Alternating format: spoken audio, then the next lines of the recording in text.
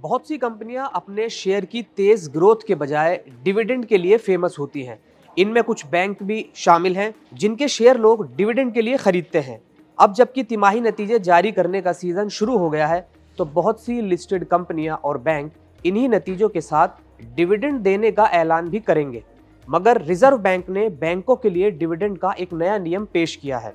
भारतीय reserve bank ने मंगलवार को बैंकों द्वारा शेयर होल्डर्स को दिए जाने वाले डिविडेंड की एक नई लिमिट तय करने का प्रस्ताव रखा है।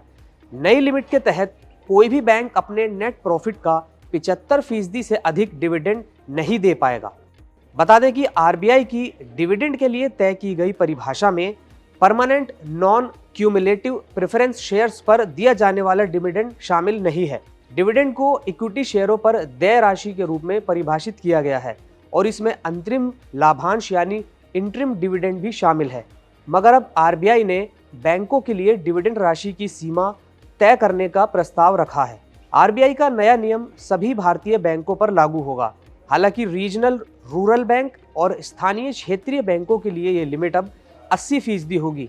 इतना ही नहीं, भारत में ब्रांच खोलने वाले विदेशी बैंकों के लिए भी यही नियम लागू होगा। आरबीआई ने नए मसौदे में कहा है कि डिविडेंड देने से पहले बैंक के बोर्ड ऑफ डायरेक्टर्स को लॉन्ग टर्म ग्रोथ प्लान और पूंजी की स्थिति को भी ध्यान में रखना होगा।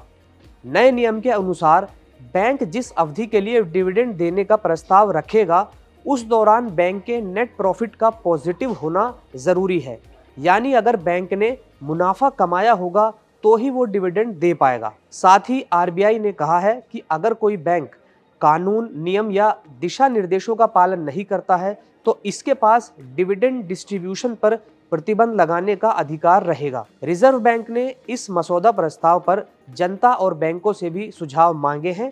ये सुझाव 5 फरवरी तक भेजे जा सकते हैं।